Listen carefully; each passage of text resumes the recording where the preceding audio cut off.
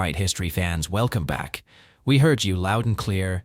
You wanted an in-depth look at the Second Punic War. Well, yeah, it's definitely one for the history book. No kidding. So we've got a ton of stuff in front of us. Maps, old writings, even some academic papers arguing about, like, how many soldiers there were. Always a good debate, right?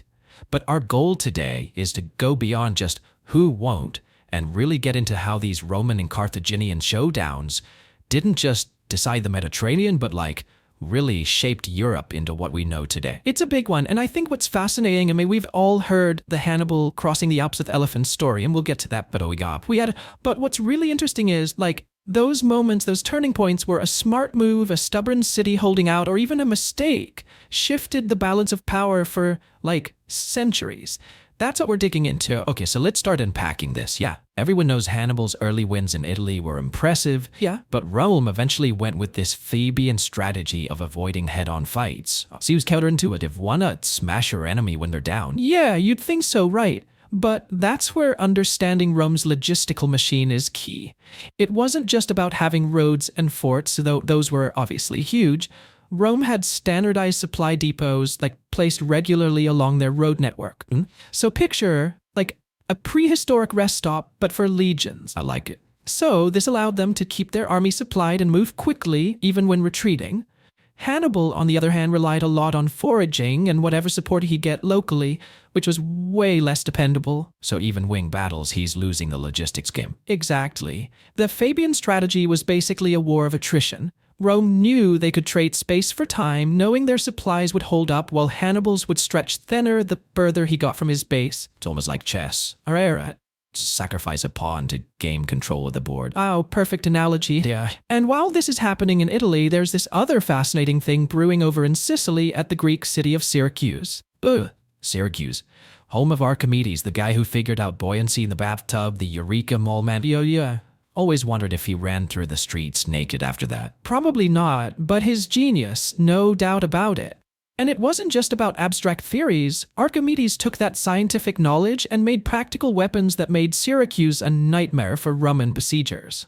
What kind of weapons are we talking about? Like giant claws that could grab ships and flip them over, catapults so accurate they could hit like a specific spot on a wall, even stories of those death rays using mirrors to focus sunlight and set ships on fire.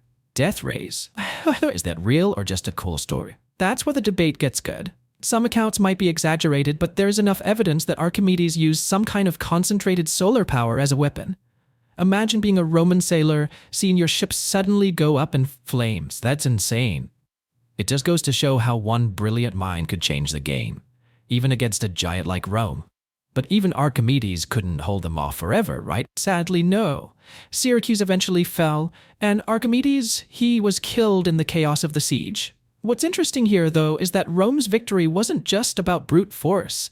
They learned from their early screw-ups, adapted their tactics, and eventually overcame even Archimedes' ingenuity.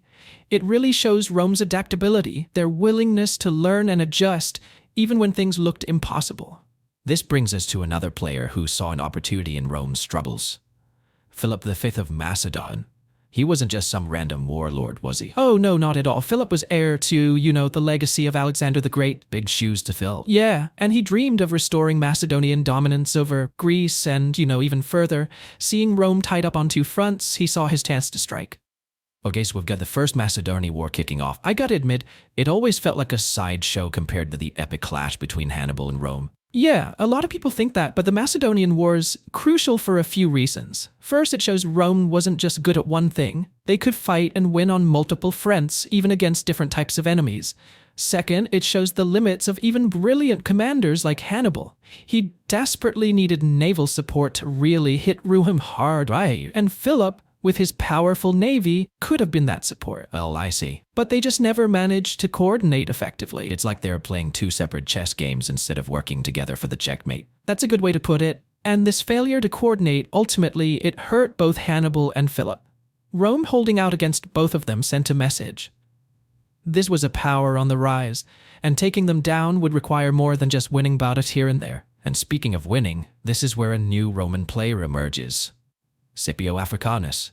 He seems like the opposite of Hannibal. Less of a tactical genius, more of a grand strategist, wouldn't you say? Absolutely. Scipio's brilliance wasn't just about, winning battles, it was about understanding the big picture.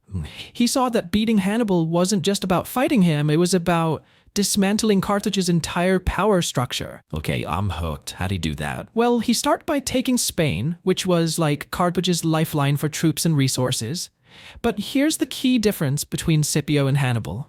Scipio focused on building alliances and getting the locals on his side.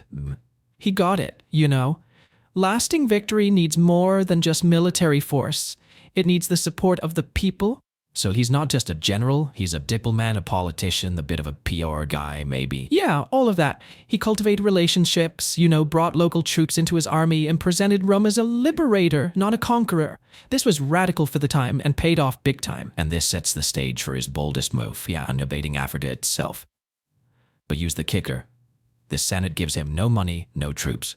It's what they said, great idea, Scipio. Figure it out yourself. That's exactly what it was like. And that's where we'll leave it for now. How did Scipio pull this off? We'll dive into that next time, along with the showdown at Zama, the battle that decided the fate of Carthage. So, Scipio's invasion of Africa, it's like a masterclass in using every advantage you've got. No official funding, right. So he uses his own reputation, the promise of loot, to get loans from rich Romans, allies, convinces veteran soldiers to re-enlist, promises them land, riches in the conquered territories, even negotiates with Numidian tribes, brings their cavalry, fierce cavalry, into his army. So he's crowdfunding an invasion.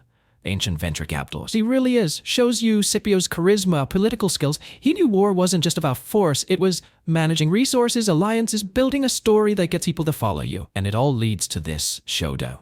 Now, the Battle of Zama, Hannibal the legend, back on home turf after terrorizing Rome for over a decade. It is a long time, and now he's facing Scipio the Roman who dared to bring the fight to Africa.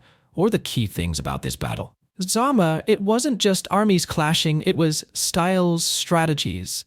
Hannibal always relied on his better cavalry, those war elephants, to disrupt the enemy. Oh yeah, the elephants. But Scipio, he'd done his homework, knew the terrain, knew his enemy, had a few tricks up his sleeve. Tricks? Lit a secret weapon? Not exactly a secret weapon, but a brilliant counter. Remember those Numidian cavalry Scipio brought in? Yeah. Experts in hit and run. At Zama, they were decisive. They completely outmaneuver the Carthaginian cavalry, scatter them before they can even engage the legions. Okay, so no more cavalry advantage for Hannibal.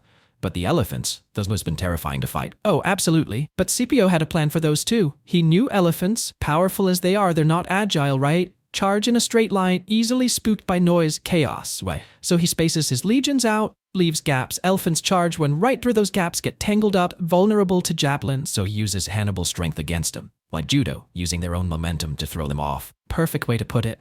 And while this is happening, Scipio's infantry is steadily advancing, pushing back the Carthaginian lines. The battle rages for hours, brutal back and forth. But in the end, it's Scipio's planning, that tactical flexibility that wins the day. Exactly. He sees the Carthaginian lines are weakening, orders his Numidian cavalry, who've regrouped by now, to circle around, attack from the rear, catches the Carthaginians completely off guard, chaos, panic, classic pincer move, and it seals their fate. Brilliant. So Zama is the end of the Second Punic War. Carthage is defeated. Rome is the big power in the Western Mediterranean.